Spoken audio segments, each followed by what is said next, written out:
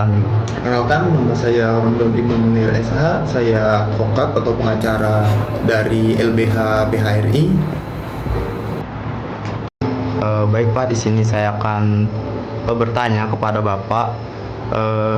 Yang pertama itu apa sih advokat itu Pak?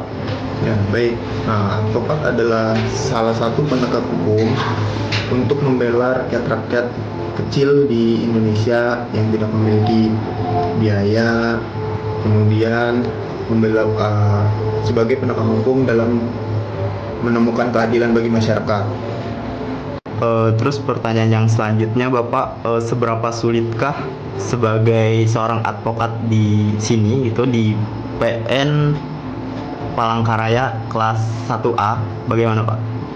Sebenarnya untuk menjadi advokat itu tidak sulit ya.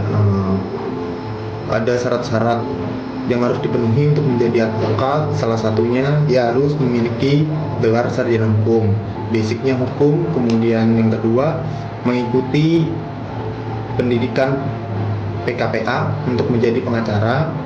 Setelah itu kita melakukan penyumpahan di Pengadilan Tinggi Palangkaraya.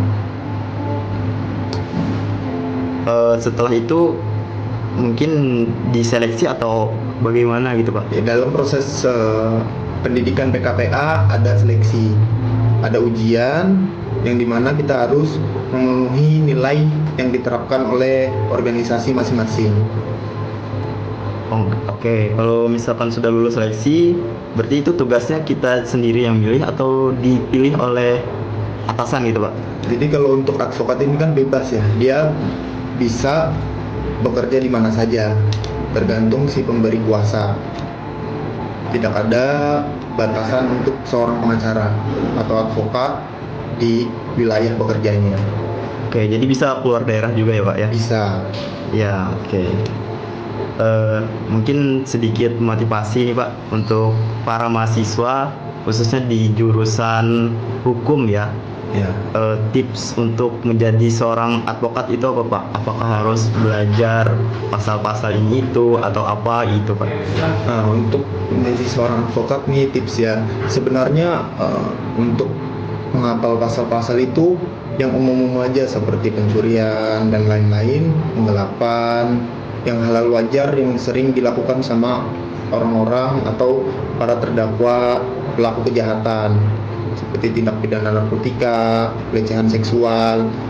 Itu kan sering terjadi di masyarakat Indonesia. Kalau khususnya untuk kita menghafal pasal, karena pasal itu kan ada beribu-ribu pasal dan kita nggak mungkin hafal semuanya. Jadi harus tetap kita baca buku, kemudian kita membangun relasi dengan senior-senior kita. Kemudian untuk motivasinya, kalau menjadi seorang advokat itu kita harus ini ya, ada istilahnya hukum itu tajam ke bawah, tumpul ke atas. Jadi kita nggak boleh seperti itu. Jadi kita harus istilahnya seimbang untuk membela keadilan bagi masyarakat. Jangan kita condong kepada orang yang banyak duit, kita baru mengerjakan tugas kita. Mungkin seperti itu motivasinya. Ya, jadi harus seadil-adilnya ya Pak Iya, ya. harus adil, ya adil-adilnya. Walaupun rakyat kecil biasa yang sudah daftar di advokat ya. Iya, betul.